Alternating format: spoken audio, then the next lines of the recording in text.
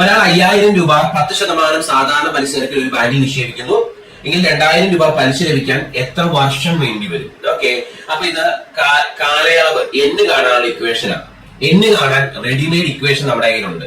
എന്താ equation? SI × 100 divided by P × R ആണോ? ഇതാണ് എന്ന് കാണാനുള്ള ഇക്വേഷൻ. SI എത്ര വേണമെന്നാ പറഞ്ഞേക്കുന്നത്? SI 2000 വേണമെന്നാ പറഞ്ഞേക്കുന്നത് അല്ലെ? 2000 ആണോ?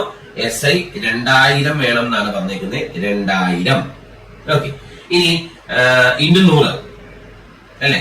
ഡിവൈഡഡ് ബൈ പ്രിൻസിപ്പൽ എമൗണ്ട് എത്രയാ മക്കളെ? 5000 ഇൻറ്റു റേറ്റ് ഓഫ് ഇൻട്രസ്റ്റ് എത്രയാ? 10% അല്ലെ? ഓക്കെ, സോൾവ് ചെയ്യുമ്പോൾ ഈ 3 0 ഈ 3 0 പോയി, ഇതും പോയി. 20/5 എന്ന് കിട്ടും. ആൻസർ 4 വർഷം എന്ന് കിട്ടും. ആൻസർ ഓപ്ഷൻ ഡി ആണ് കറക്റ്റ് ആയിട്ട് കിട്ടുന്നത്.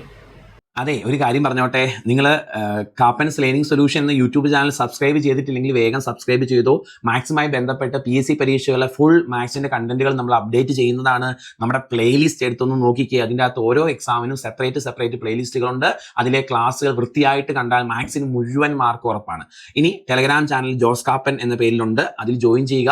നമ്മൾ ഇടുന്ന ക്ലാസ്സുകളുടെ അപ്ഡേഷൻസ് മിസ്സാവാതിരിക്കും. JOSCKAPPEN എന്ന് ടെലഗ്രാമിൽ ക്യാപിറ്റൽ ലെറ്ററിൽ സെർച്ച് ചെയ്താൽ മതി, ചാനൽ കിട്ടും. ജോയിൻ ചെയ്യാം. അപ്പോൾ ടാറ്റാ, ബൈ ബൈ.